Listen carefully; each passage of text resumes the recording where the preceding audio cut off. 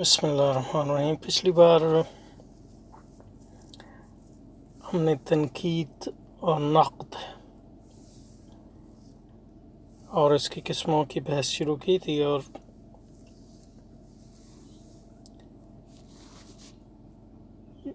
اس پہ تھوڑی سی بات کی تھی کہ کن معنوں میں امام غزالی رحمۃ اللہ علیہ کی تنقید جو ہے داخلی تنقید ہے، اور کن معنوں میں خارجی تنقید ہے۔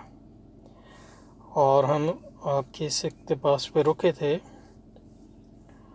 اور وہیں سے شروع کرتے ہیں کہ ہم آپ علمی تحقیق کے اس انداز سے بھی بخوبی واقف ہیں کہ کسی بھی تنقید کو مؤثر بنانے کے لیے خود اس کے درون میں کمزوریاں تلاش کی جاتی ہیں، اور سب سے بڑی کمزوری جو ہے کسی فکر کی اندرونی کمزوری یہ ہوتی ہے کہ اس میں اندرونی تضادات پائے جاتے ہیں، لیکن اس کے علاوہ بھی اندرونی کمزوریاں پائی جا سکتی ہیں۔ جس فکر کو تنقید کا ہدف بنا جائے اس سے مکمل واقفیت و آگاہی حاصل کی جائے، وگرنہ بھرپور و جامع تنقید ممکن نہیں ہوگی۔ تنقید وہی کر سکتا ہے، تنقید کا مطلب یہ ہے کہ کسی بھی فکر کی قدر و قیمت کا تعین وہی کر سکتا ہے جو اس فکر کو اچھی طرح جانتا ہو، اور امام غزالی نے یہ کیا جیسا کہ ہم نے اس سے پہلے بات کی تھی۔ تو آپ فرماتے ہیں، میری رائے یہ ہے کہ ایک شخص کو کسی بھی علم پر تنقید کا حق نہیں رکھتا جب تک وہ نہ صرف یہ کہ ان علوم کا اس قدر ماہر نہ ہو جائے کہ جس طرح خود اس علم کے ماہرین اس گہرائی کے ساتھ سمجھتے ہیں، بلکہ وہ ان گوشوں پر بھی نگاہ ڈالنے کی اہلیت رکھتا ہو جو ان ماہرین کی نظر سے اوجھل رہے ہیں۔ اس وقت تک اس کی تنقید کو اس کے علم کے حوالے سے اہمیت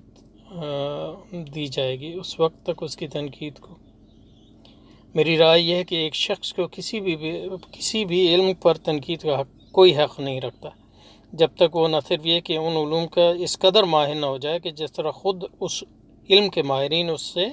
گہرائی کے ساتھ سمجھتے ہیں، بلکہ وہ ان گوشوں پر بھی نگاہ ڈالنے کی اہلیت رکھتا ہو جو ان ماہرین کی نظر سے اوجھل رہے ہیں۔ اس وقت تک اس کی تنقید کو علم کے حوالے سے اہمیت نہیں دی جا سکتی۔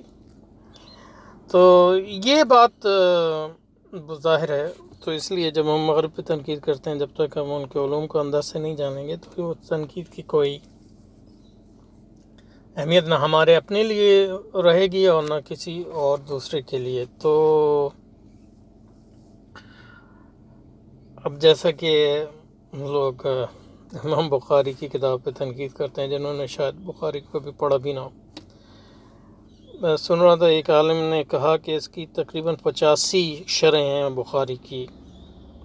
عربی زبان میں، تو اگر آپ نے وہ 85 شرح نہیں پڑھی ہوں گی تو آپ کو اس کو تنقید کا کوئی حق نہیں ہے بخاری پہ۔ تو اسی لحاظ سے مطلب یہ کہ اگر یہ ہے کہ فلسفے کو اور مابعد طبیعت کو اپنے اندر سے گہری نظر سے نہ دیکھا ہو تو اس پر تنقید کرنے کا کوئی مقصد نہیں ہے۔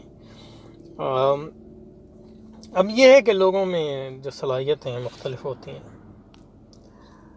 لیکن یہ کہ تنقید کا مقام جو ہے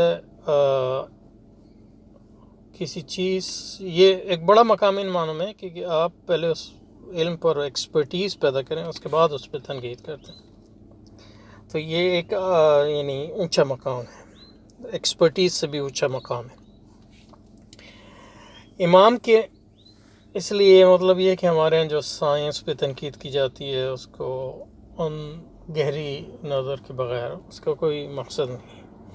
امام کے نقطہ نظر سے کسی نظام فکر کی مکمل تفہیم، تو اس لحاظ سے ہمارا جو کام ہے یہ صرف ابتدا ہے، یعنی مطلب یہ کہ اس کے علاوہ اس کی کوئی حیثیت نہیں ہے جب تک ہم اس پہ جو ہے اپنی صلاحیتوں کو ہر روز جو ہے اس پہ وقت لگائیں، ہر روز جو ہے غور و فکر، اور ہر روز کچھ نہ کچھ پڑھیں نیا اور سوچیں اور فکر کریں۔ امام کے نقطہ نظر سے کسی نظام فکر کی مکمل تفہیم اور اس کی گہرائی و گہرائی کو سمجھے بغیر اس کی تردید کرنا عبث و بے فائدہ فعل ہے۔ اس نقطے کو سامنے رکھ کر غور کیا جائے تو امام غزالی کی فکر اپنے پیش رو متکلمین سے جدا نظر آتی ہے۔ اب اس میں مجھے یہ نہیں پتا کہ کن پیش رو متکلمین سے بات کر رہے ہیں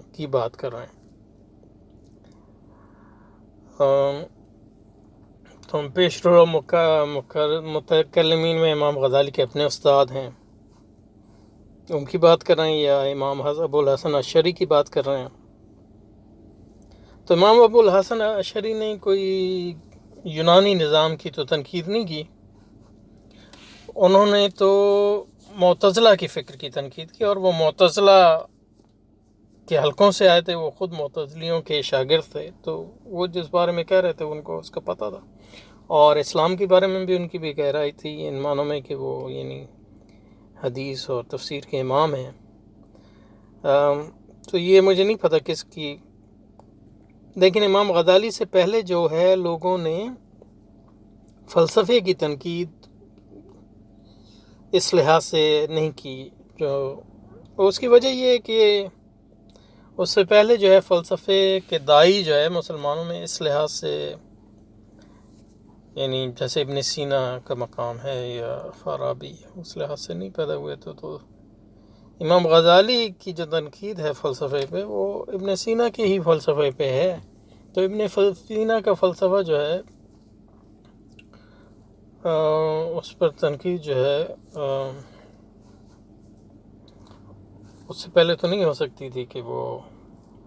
تو میں اس سے یہ نہیں کہہ رہا کہ یہ نقطہ غلط ہے، لیکن مجھے اس کا نہیں پتہ۔ اس نقطے سامنے رکھ کے غور کیا تو غزالی فکر میں پیشرو متکلمین سے جدا نظر آتی، کیونکہ متکلمین کا عمومی رویہ یہ رہا کہ وہ بنیادی فلسفیانہ فکر کو رد کرنے کے بجائے عالم اسلام میں موجود علمی بدعات پیدا کرنے والوں کو تنقید کا نشانہ بناتے رہے۔ یہ صحیح ہے کہ مطلب یہ کہ معتزلہ کی جب بدعت پیدا ہوئی تو معتزلہ کا رد کیا گیا، لیکن معتزلہ کی فکر کے پیچھے جو فلسفیانہ فکر کار فرماتی اس کا رد اس طرح نہیں کیا گیا، تو اس کی ضرورت تھی، تو امام غزالی نے اس کا بیڑا اٹھایا۔ یونانی فلسفے سے متعلق ان کا مبلغ علم اس قدر سطحی اور چند منتشر قسم کے قیاسات پر مشتمل تھا کہ اپنی تحریروں میں ان کا فلاسفہ سے کسی قسم کا مناظرہ موجود نہیں تھا۔ تو اس میں بھی یہی کہوں گا کہ اب اس وقت تک یونانی فکر کس حد تک مدون ہوا تھا اور اسلام مسلمانوں کے کس حد تک سرایت کر گیا تھا، اس کی جو ہے اس پر مزید جو ہے معلومات حاصل کرنے کی ضرورت ہے۔ تو اس کو دیکھنے کی ضرورت ہے کہ ابن سینا سے پہلے اور فارابی سے پہلے جو ہے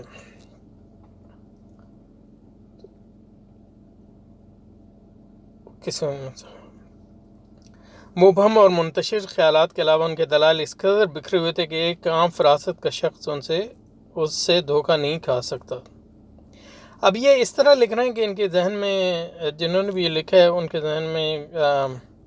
کسی خاص متکلمین کی مثال ہے، لیکن وہ مثال دی نہیں ہے، تو اس وقت اس کا ہم اس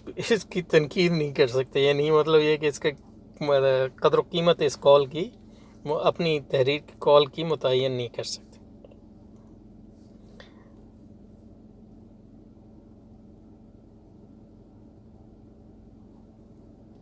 یہ متکلمین یونانی فلسفے کو ہدف بنانے کے بجائے ان لوگوں کے نظریات سے بحث کر رہے تھے جو آہستہ آہستہ اہل اسلام میں در آئے تھے،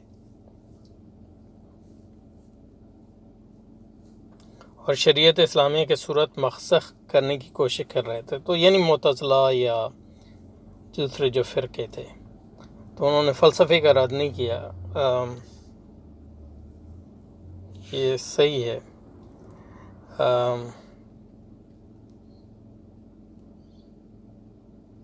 لیکن علم کلام کی، اب دیکھیں نا متکلمین کی بات کر رہے ہیں تو اس میں ہم کوشش کرتے ہیں کہ ذرا اس پہ مزید بحث کریں۔ لیکن جب ہم متکلمین کی بات کرتے ہیں تو اس میں کئی چیزیں ہیں۔ علم کلام کیا ہے؟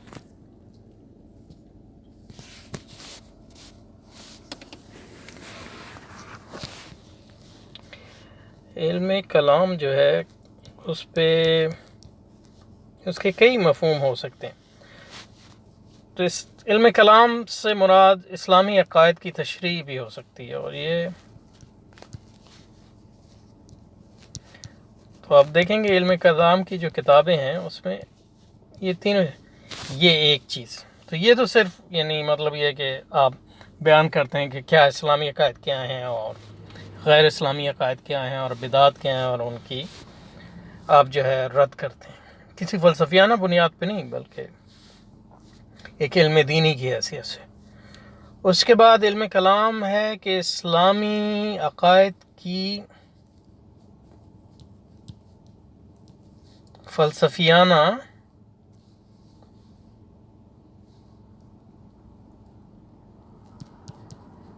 دفاع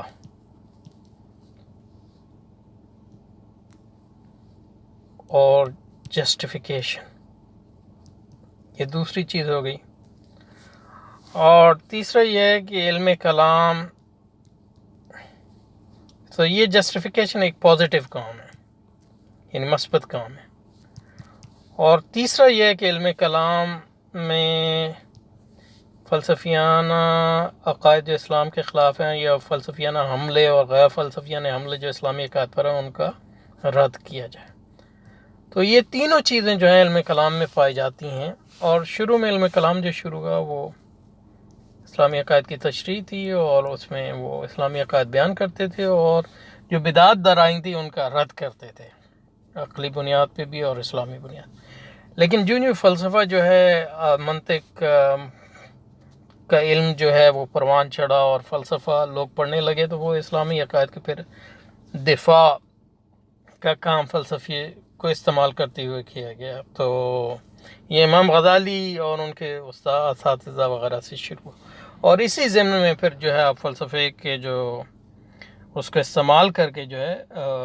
اسلامی عقائد کے خلاف جو باتیں ہیں ان کو رد کرتے ہیں. تو یہ امام غزالی کے کام جو ہے ان دونوں چیزوں کی ضمن میں آتا ہے. تو ہمارے اس موضوع میں جنہوں نے بھی لکھا ہے یہ حصہ، تو وہ اس میں صرف پہلے سطح پہ بات کر رہے ہیں، دوسری سطح میں جو کلام ہے اس کو اگنور کر رہے ہیں اور یہ سمجھ رہے ہیں کہ امام غزالی سے پہلے وہ نہیں تھا. تو اب جیسے کہ سید شریف جرجانی کی جو یا اللہ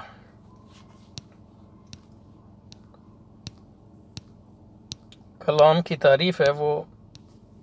قابل غور ہے ان معنوں میں کہ وہ کیا کہتے ہیں. علم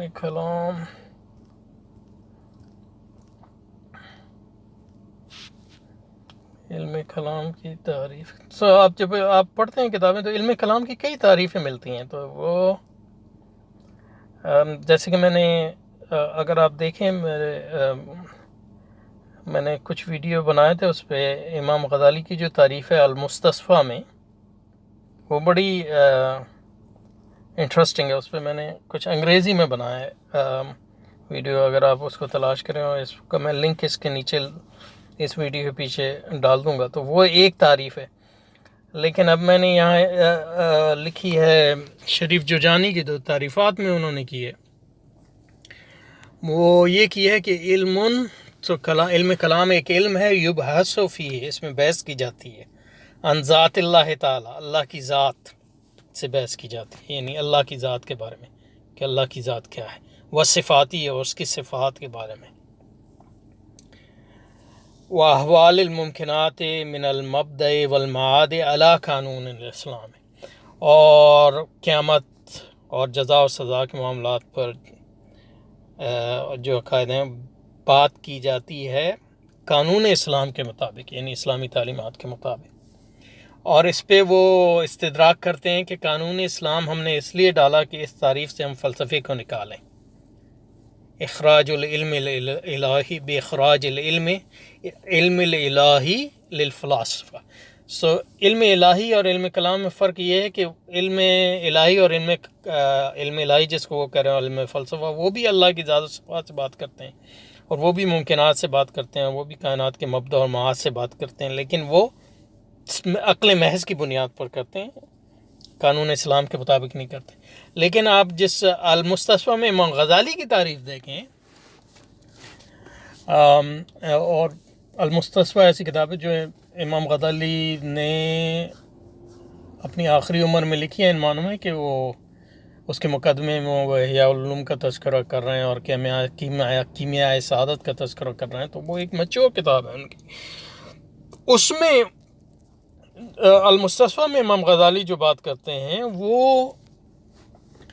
اس میں وہ کلام کی تعریف کرتے ہیں، وہ ایسی تعریف ہے کہ وہ فلسفے کی ایکولنٹ ہی ہے تقریباً. وہ کہتے ہیں کہ کلام جو ہے وہ سب سے معزز علم ہے، بیکاز اس کی وجہ یہ ہے کہ کلام بحث کرتا ہے وجود سے، اور اس وجود میں ہر چیز شریک ہے، ان معنوں میں کہ یعنی ہر چیز، مخلوق بھی موجود ہے، خدا بھی موجود ہے، تو اور وہاں موجود سے ہم نکلتے ہیں، اور پھر موجود کی سے علم کلام جو ہے دو طرح کی موجودات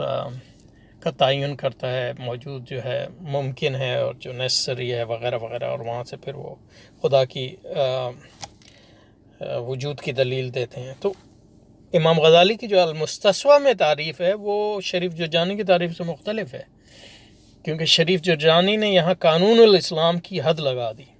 اور وہ کہہ رہے ہیں کہ اس لیے میں نے لگائی ہے تاکہ اس سے الہیات نکل جائیں. الہیات سے وہ مراد رہے ہیں فلسفہ. لیکن یہ ہے کہ امام غزالی کی جو تعریف ہے المستصفیٰ میں انہوں نے یہ حد نہیں لگائی، تو انہوں نے علم کلام کی تعریف تقریباً وہی کی ہے جو وہ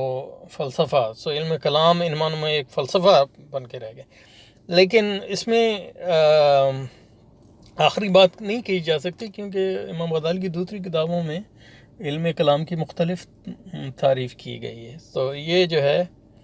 تو میں اس سب باتوں کو اس لیے کہا کہ یہ یہاں اتنا واضح نہیں ہے کہ یہ متکلمین یونانی فلسفہ کو ہدف تنقید بنانے کے بجائے ان لوگوں کے نظریات سے بحث کرتے تھے جو آہستہ علیہ السلام میں درائے تھے. تو اس وقت یونانی فلسفہ مدون ہوا تھا کہ نہیں، یہ بھی تو ہمیں دیکھنا چاہیے نا.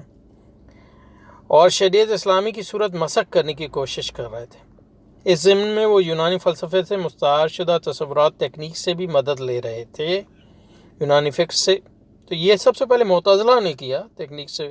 یونانی فکر سے بحثیت مجموعی ناواقفیت کی بنا پر ان متکلمین کا انداز تنقید خارجی و آلاتی تھا. تو اب یہ تو ہسٹوریکل بحث ہے کہ امام غزالی سے پہلے لوگوں کو فلاسفہ کا علم تھا کہ نہیں. لیکن یہ کہ ابن سینا اور فارابی یہ سب امام غزالی سے پہلے کے لوگ ہیں، تو وہ تو متکلمین نہیں ہیں. لیکن یہ کہنا کہ امام غزالی سے پہلے لوگوں کو فلسفے کا پتہ نہیں تھا، یہ ایک اس پہ یعنی اس پہ مزید تحقیق کی ضرورت ہے. انشاءاللہ میں ہو سکتا ہے اس پہ الگ سے بعد میں جو ہے کچھ ویڈیو بنا. یونانی فکر سے بحثیت مجموعی ناواقفیت کے بنا پر ان متکلمین کا انداز تنقیدی خارجی و آلاتی تھا. تو یہ ایک جو صاحب بھی تحقیق کرنا چاہ رہا ہوں، یہ پورا یعنی مطلب یہ کہ موضوع ہے آپ کے لیے یہاں ایم اے تھیسس یا ایم فل تھیسس یا ایون پی ایچ ڈی کا. یونانی فکر سے بحثیت مجموعی ناواقفیت کی بنا پر ان متکلمین کا انداز تنقید خارجی و آلاتی تھا. جب علم کلام ایک باقاعدہ علم کی صورت میں ظہور پذیر ہوا اور وقت گزرنے کے ساتھ ساتھ اس کی وسعت میں اضافہ ہوتا چلا گیا، تو متکلمین نے شریعت کے دفاع کے لیے اپنی کوششیں تیز کر دیں. اور اس میں یہ بھی دیکھیں متکلمین کی ایک قسم نہیں ہے. تو متکلمین میں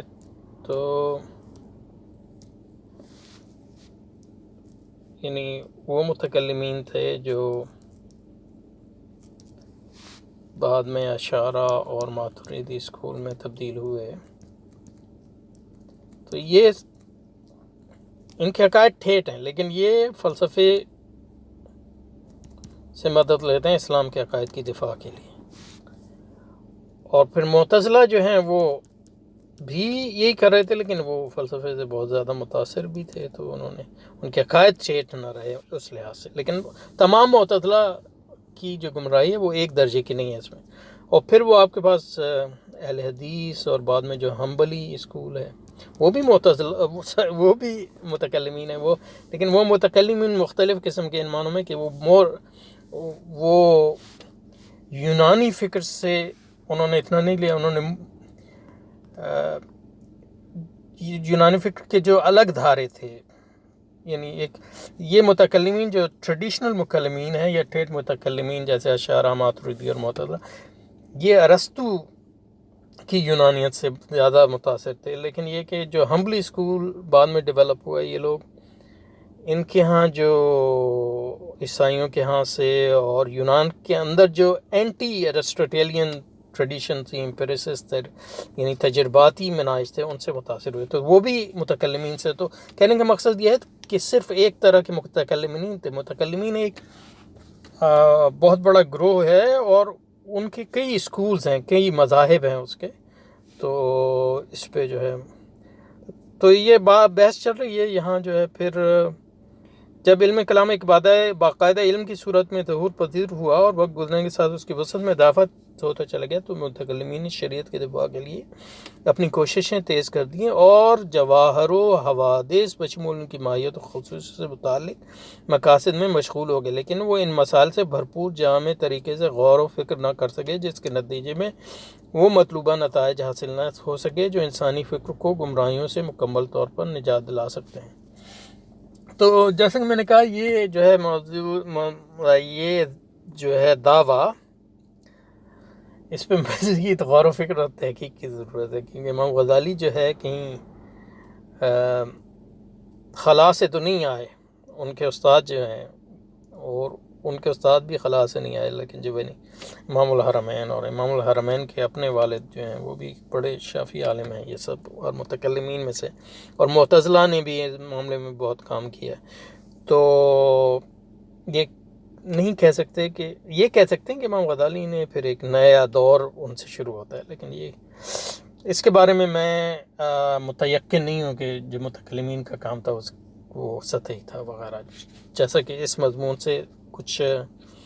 مجھے ایسا لگ رہا ہے. لیکن ہو سکتا ہے کہ میں اس مضمون کو میں نے صحیح نہ سمجھا ہو یہاں اس بات کو. تو اگر آپ اس پہ کوئی اضافہ کرنا چاہیں تو کومنٹس میں کر سکتے ہیں. تو یہاں رک جاتے ہیں، پھر شروع رکھیں گے انشاءاللہ.